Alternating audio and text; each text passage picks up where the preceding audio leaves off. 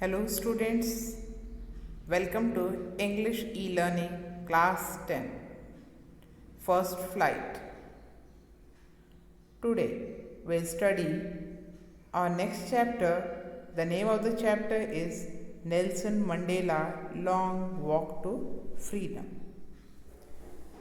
This chapter is an extract from the autobiography of Nelson Mandela. Nelson Mandela was born on 18th July 1918. He was the first black president of South Africa. This chapter, Long Walk to Freedom, gives description of the inauguration ceremony of Nelson Mandela. He addresses the gathering, shares his experience as a freedom fighter. His struggle in the long walk to freedom is described in the chapter.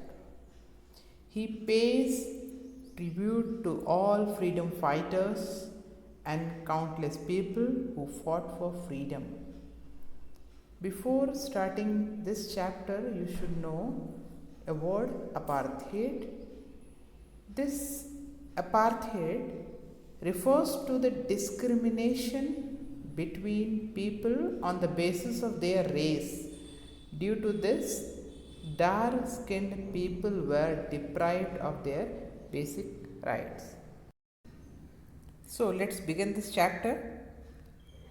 This extract, it gives an overview how Nelson Mandela along with other freedom fighters tried to make a society where there was no description of caste, color, race, age or gender. In this chapter, the main occasion you can understand it is inauguration ceremony of first democratic non-racial government, and the date was 10th May 1994 and the place where it has occurred, that is Union Building Amphitheatre in Pretoria. Now let's begin. 10th May dawned bright and clear. For the past few days, I had been pleasantly besieged by dignitaries and world leaders who were coming to pay their respects before the inauguration. The inauguration would be the largest gathering ever of international leaders on South African soil. The ceremonies took place in the lovely sandstone amphitheatre formed by the Union Building in Pretoria.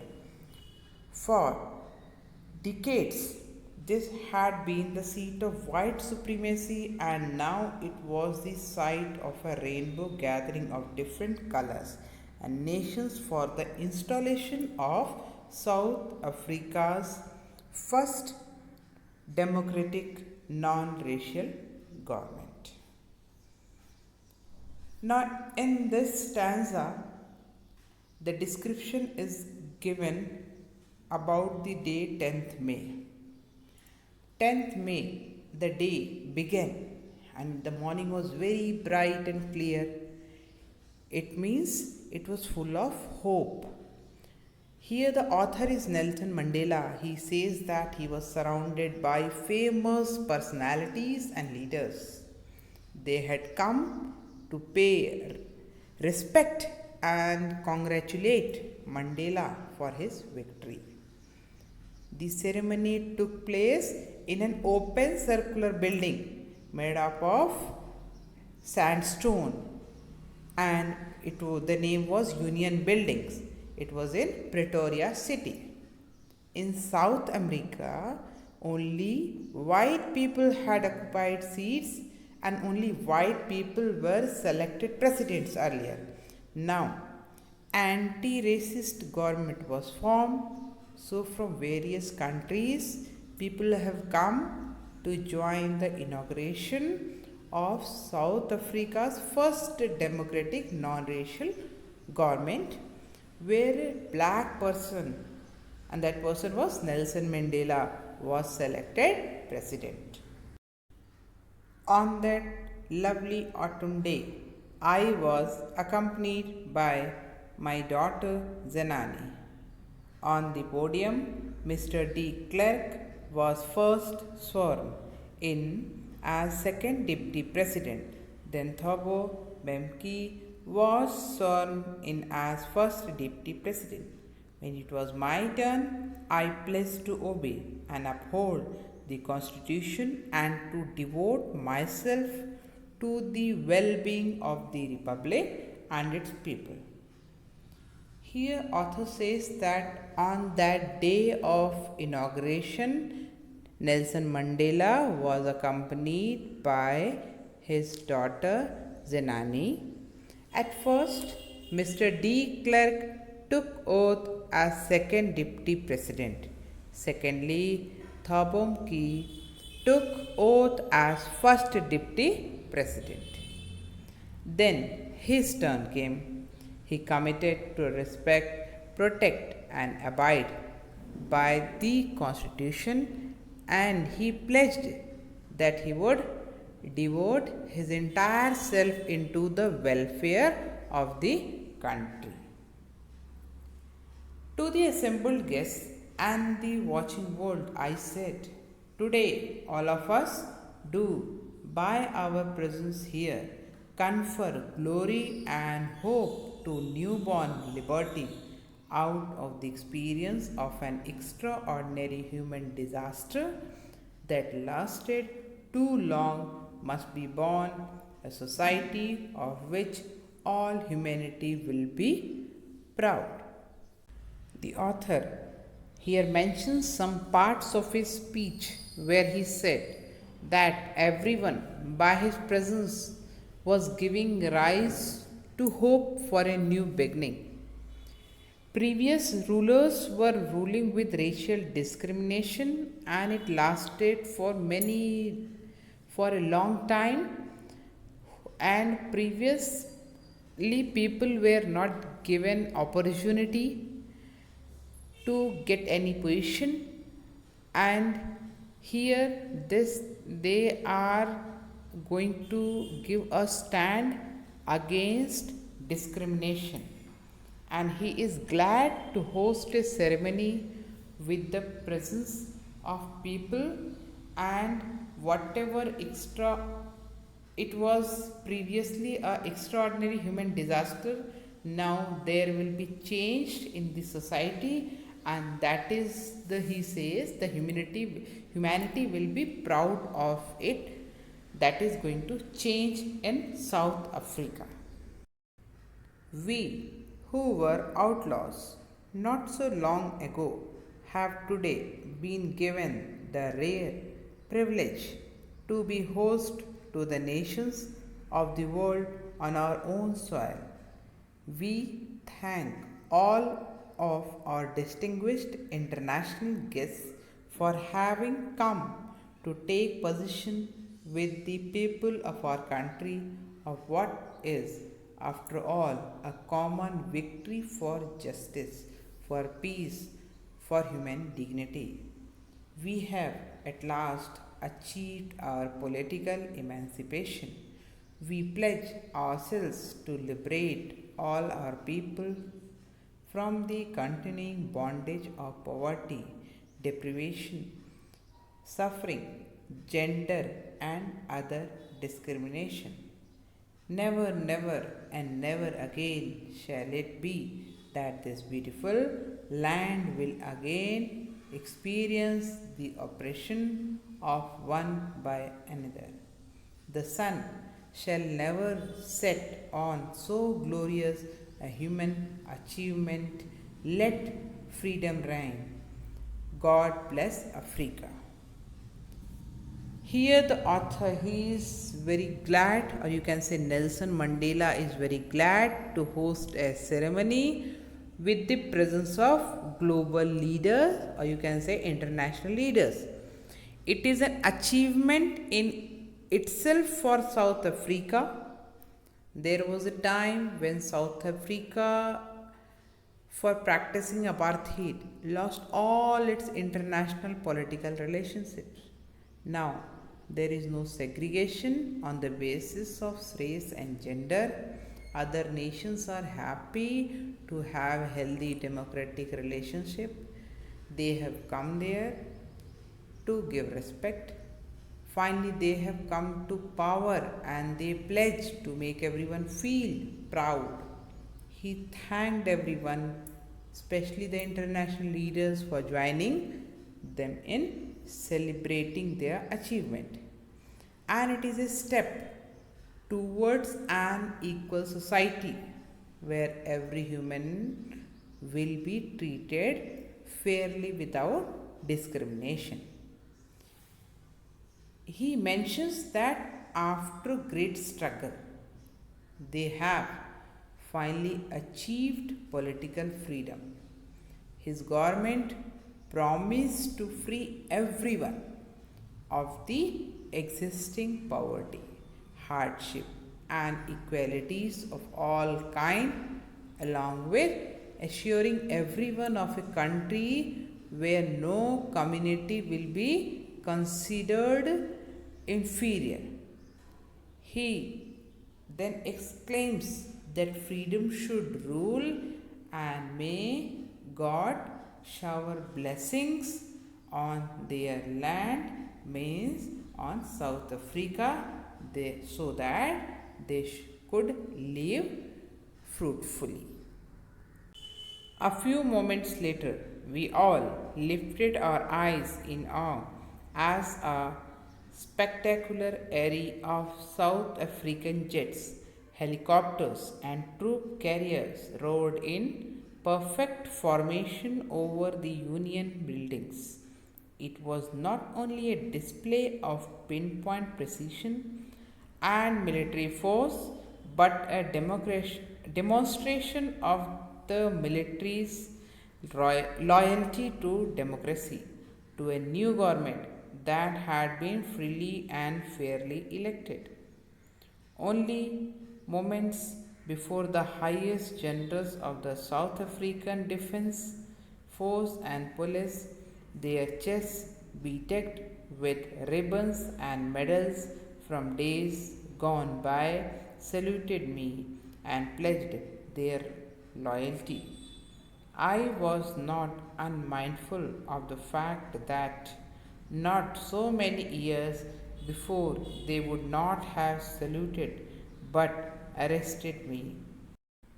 Finally, a chevron of Impala jets left a smoke trail of the black, red, green, blue, and gold of the new South African flag.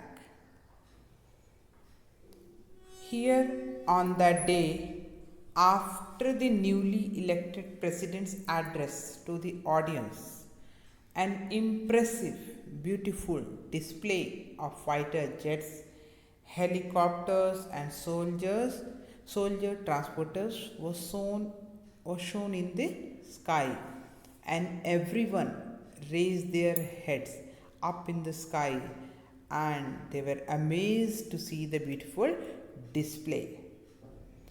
And this display symbolized perfection as well as the military's respect and obedience towards the free country. The high commanders who have won medals for their bravery also saluted and promised their loyalty. Mandela here mentions that he was well aware of that these commanders who were now saluting him would have arrested him under the previous rules as during the oppressive white supremacy. He was considered to be a criminal. The air show finally ended by making of the South African flag in the sky from the smoke beneath the jets. The day was symbolized for me by the playing of our two national anthems and the vision of whites singing Nkosi Sikelel' Afrika and blacks singing Die Stem, the old anthem of the Republic. Although that day neither group knew the lyrics of the anthem, then once despised, they would soon know the words by heart. The author here remembers the day as the playing of two national anthems of the country, one of the whites and the other that of the blacks. On that day, no one knew the wordings of the anthem of the blacks as it was the new. But Mandela was very confident that everyone would soon learn this anthem. This will be by hearted after singing many times. On the day of the inauguration, I was overwhelmed with a sense of history. In the first decade of the 20th century, a few years after the bitter Anglo-Boer War and before my own birth, the white-skinned peoples of the South Africa patched up their differences and erected a system of racial domination against the dark skinned people of their own land. The structure they created formed the basis of one of the harshest, most inhumane societies the world has ever known. Here he says, on the day of the inaugural ceremony, the author was remembering the old days when this whole system of apartheid emerged. It resulted in inequality and inferior treatment of dark skinned people. They were deprived of their basic fundamental rights.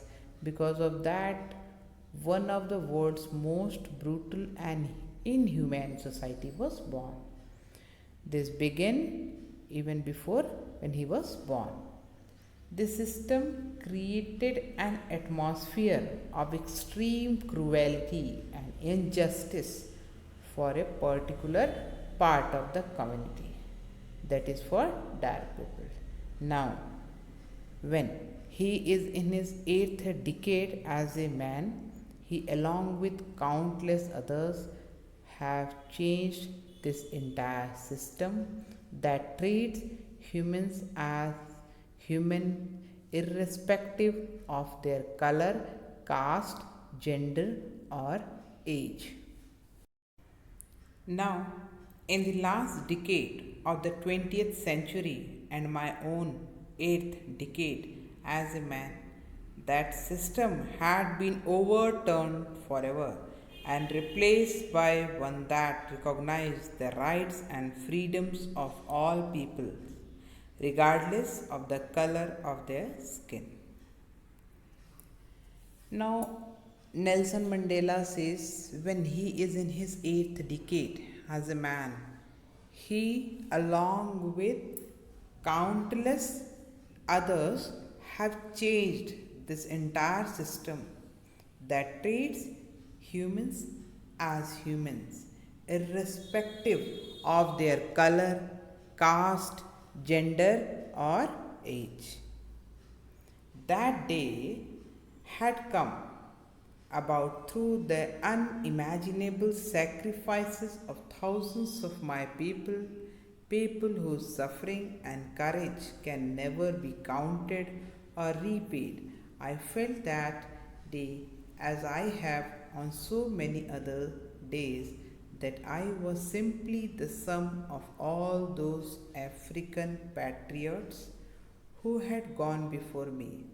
That long and noble line ended and now began again with me.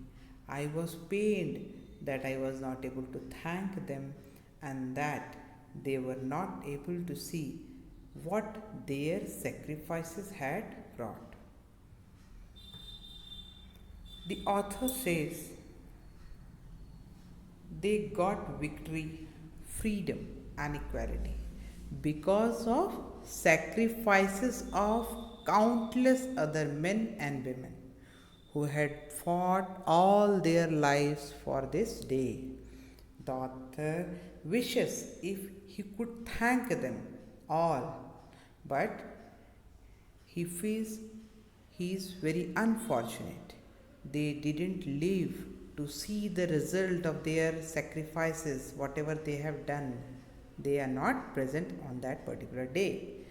Nelson Mandela gathered his courage and power from all these people and thus wishes to make them proud. The policy of apartheid created a deep and lasting wound in my country and my people. All of us will spend many years, if not generations, recovering from that profound hurt.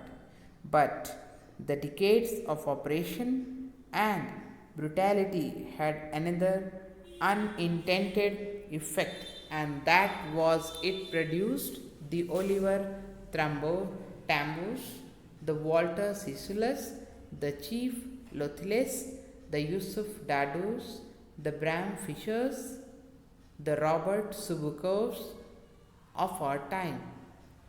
Men of such extraordinary courage, wisdom, and generosity that their like may never be known again. Perhaps it requires such depths of operation to create such heights of character. My country is rich in the minerals and gems that lie beneath its soil, but I have always known that its greatest wealth is its people, finer and truer than the purest diamonds. Author talks about the oppression policy. That policy has scared many people, and it will take a long time for them to move on. The author mentions that this hard time had its negative impacts, but it also exposed a lot of strong and courageous men who stood up and raised their voice because of this oppression. Thus, it required that level of unjust treatment to produce such great heroes, you can say. The author says South Africa is rich in minerals and gems, but its greatest actual strength lies in its true and fine people, and he compares them with the pure diamonds. It is from these comrades in the struggle that I learned the meaning of courage. Time and again, I have seen men and women risk and give their lives for an idea. I have seen men stand up to attacks and torture without breaking, showing a strength and resilience and defies the imagination. I learned that courage was not the absence of fear, but the triumph over it. The brave man is not he who does not feel afraid, but he conquers that fear. No one is born hating another person because of the color or his skin or his background or his religion. People must learn to hate, and if they can learn to hate, they can be taught to love, for love comes more naturally to the human heart than its opposite. Even in the grimmest times in prison, when my comrades and I were pushed to our limits, I would see a glimmer of humanity in one of the guards, perhaps just for a second. But it was enough to reassure me, keep me going. Man's goodness is a flame that can be hidden but never extinguished. Nelson Mandela gained his strength to stand against the wrong from all his great nationalists, great leaders who have risked their lives for freedom and tolerated all ill treatment but never stopped fighting against it. He learned that courage didn't mean the absence of fear, but the ability to overcome fear. The man who overcomes his fear is called brave. He says, one is taught by its society to hate humans because of color, age, gender, and religion. No one is inborn with hatred. The author's idea is that if people can be taught hatred, they can be taught love also and brotherhood. In their most testing times in prison, when they were being treated brutally, Mandela would see a pinch of humanity and kindness in one of the guards, and that was enough to keep him going. He believes that goodness in human beings can be suppressed but never eliminated. In life, every man has twin obligations to his family, to his parents, to his wife and children, and he has an obligation to his people, his community, his country. In a civil and human society, each man is able to fulfill those obligations according to his own inclinations and abilities.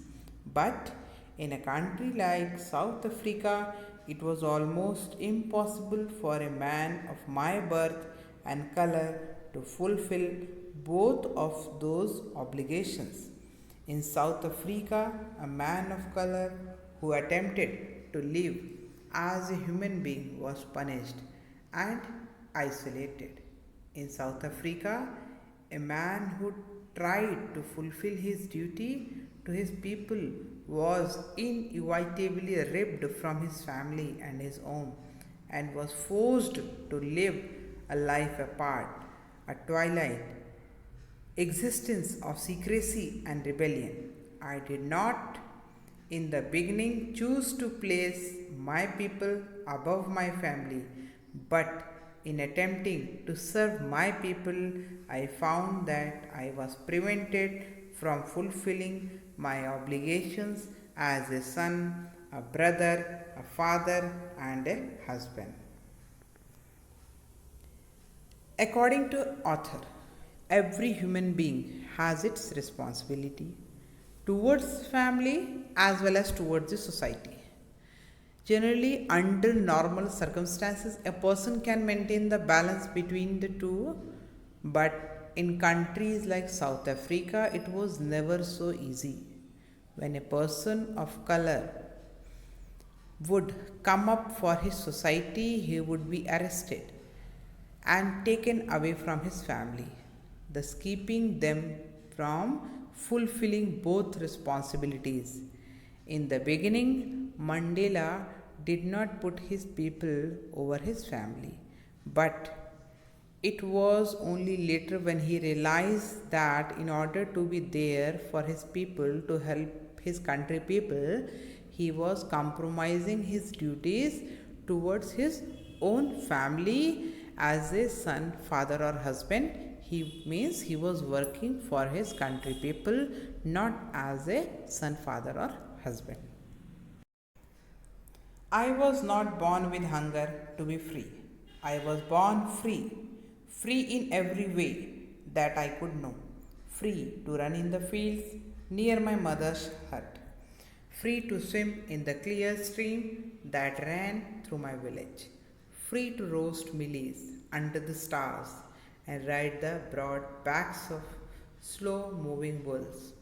As long as I obeyed my father and abided by the customs of my tribe, I was not troubled by the laws of man or God. It was only when I began to learn that my boyhood freedom was an illusion, when I discovered as a young man that my freedom had already been taken from me, that I began to hunger for it. At first, as a student, I wanted freedom only for myself. The transitory freedoms of being able to stay out at night, read what I please, and go where I choose. Later, as a young man in Johannesburg, I yearned for the basic and honorable freedom of achieving my potential, of earning my keep, of marrying and having a family, the freedom not to be obstructed in a lawful life. The author says he did not have the plan to stand against the apartheid system early in the life. He lived his childhood like any normal child in South Africa. He only had to follow the rules set up by his father or the custom of his tribe. As soon as he grew up, began to learn the as facts as to how people of color are treated in South Africa. He decided to stand against it. He had this urge for freedom from inside. Earlier, just for himself, when he was young, he was willing to stay out. Whatever he wanted to read, he was willing to read. But later on, having basic life was not just for himself. In Johannesburg, they had to struggle for having a peaceful marriage, family, and basic amenities, which everyone had access to where law and order exists. But then I slowly saw that not only was I not free, but my brothers and sisters were not free. I saw that it was not just my freedom that was curtailed, but the freedom of everyone who looked like I did. That is when I joined the African National Congress. And that is when the hunger for my own freedom became the greater hunger for the freedom of my people. It was this desire for the freedom of my people to live their lives with dignity and self respect that animated my life, that transformed a frightened young man into a bold one, that drove a law abiding attorney to become a criminal, that turned a family loving husband into a man without a home, that forced a life loving man to live like a monk. I am no more virtuous or self sacrificing than the next man, but I found that I could not even enjoy the poor and limited freedoms I was allowed when I knew my people were not free. Freedom is indivisible. The chains on any one of my people were the chains on all of them. The chains on all of my people were the chains on me. Nelson Mandela joined African National Congress when he realized that it is not only he was snatched away from his rights. He noticed his brothers, sisters, means in that society many were like him who were snatched away from their rights. He had then this fire inside him to be free his people from the injustice. It was this fire that changed the author completely as a man, from being scared to brave. Earlier he was scared person. He was in fear. Then he was changed into a brave person. A lawyer to the one breaking the law. A family man to a man without a home. And a lively man into being a monk. It was the knowledge that he and his people have restricted freedom that made him into a selfless man as opposed before. According to him, freedom cannot be divided. Snatching it away from some was equivalent to taking it away from everyone. and that meant taking it away from the author, means from Nelson Mandela. I knew that the oppressor must be liberated just as surely as the oppressed. A man who takes away another man's freedom is a prisoner of hatred. He is locked behind the bars of prejudice and narrow mindedness. I was not truly free if I am taking away someone else's freedom, just as surely as I am not free when my freedom is taken from me. The oppressed and the oppressor alike are robbed by their humanity. Here, the author mentions that the need to free the oppressor is as high as that of the oppressed, because the oppressor is bounded by the shackles of hatred. He desired that everyone should be given the right to live his life with dignity and freedom and respect. He wanted the oppressor and oppressed should be liberated. He says, taking away some else's freedom and making them a prisoner, he becomes a prisoner of biasness. Thus, he is robbed of his humanity and need to be free. Only such feelings can bring to true freedom for everyone. So, this is about this chapter, Long Walk to Freedom. It is written by Nelson Mandela. I hope you all have understood the chapter. Here, all the tough words are given in the box, meanings are given, and in every slide you can see the main highlights of the para. Thank you.